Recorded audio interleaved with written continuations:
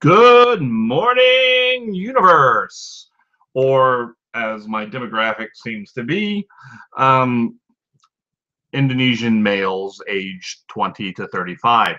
Good morning, Indonesian males aged 20 to 35. It's really weird that the demographic that seem most interested in my videos and such probably don't even speak the language that I'm communicating in. Says something about either the demographic or me. I'm not sure which. Well, as we enter the ending of the first year of the zombie apocalypse, I find that we are all still mostly here.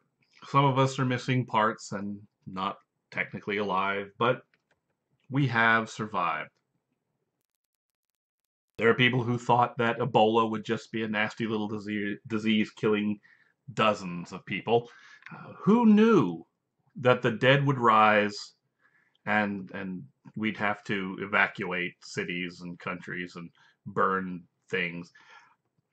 We had no warning, except from hundreds of books and movies and, well, okay, we had warning, but really, if you're like me, you've been waiting for the zombie apocalypse.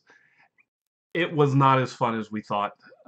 Maybe the vampire apocalypse will be better, or possibly the nuclear apocalypse. But we'll see. You can't choose your apocalypses. They are what they are, and you know we've got news. Life goes on. Zombies or not. I'll have a separate podcast for the zombies in my listening audience who aren't Indonesian males ages 20 to 30. But this is primarily for the non-zombie audience. And for the zombies who are accidentally listening, I'll repeat that.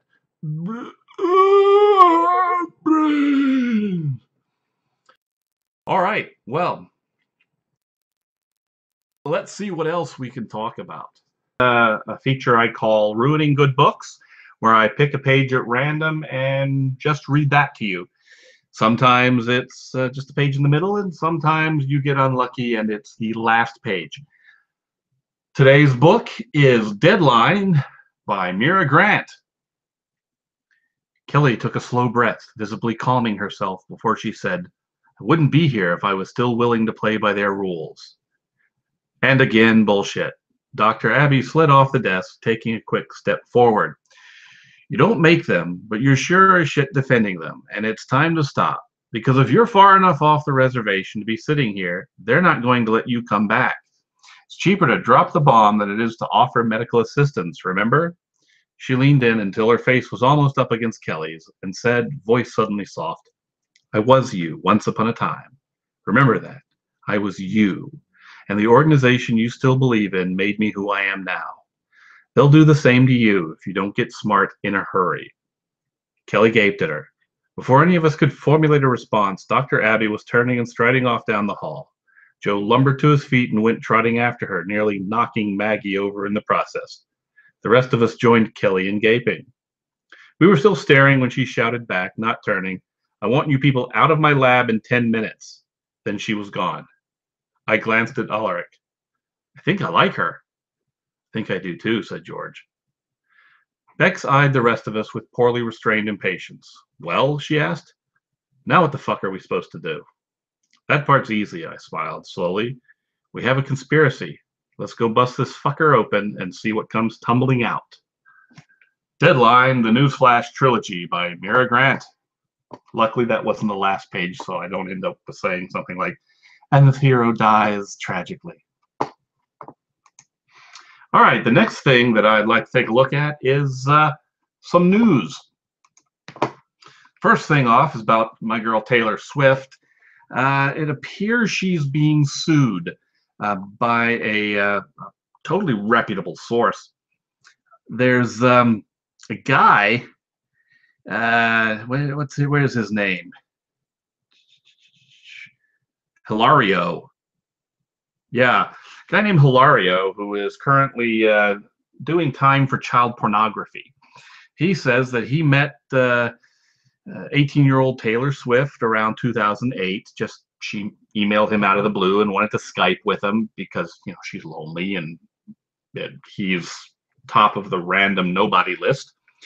So they chatted, became buds, and they met at a mall and hugged, and were all besties. And Taylor said that she would write some songs about him and help him out of some of his legal problems. He was then promptly arrested for said child pornography. And when the album 1989 came out, he saw remarkable similarities to his life and thought, oh, wow, Taylor, what are you thinking? You not only didn't help me with my legal issues, but now you're stealing my life. So he's suing her for $100 million in a lawsuit that he filed himself, a handwritten document, very professional. But it's $100 million, but he's willing to let bygones be bygones and drop the whole thing if Taylor will again help him with his legal problems and introduce him to Miley Cyrus. No surprise, the Taylor Swift camp has not responded to these allegations. What else do we have here? AT&T is charging customers an extra $29 a month if they want to opt out of the company's Internet Preferences program, which tracks the web pages you visit, the time you spend on each one, and any links or ads you follow, and the search terms you enter. So they're essentially going to charge you $29 to have the privilege of not spying on you.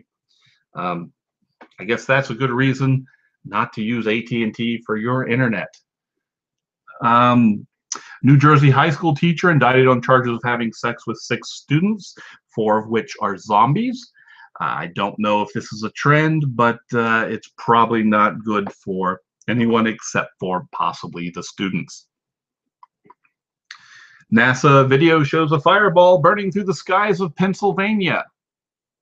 Don't know if this has anything to do with the zombies, but Pennsylvania is probably still a hot zone since 80% of the folks there either turned or had to leave. Trains are carrying and spilling a record amount of oil. This is not a bad thing because oil burns and so do zombies.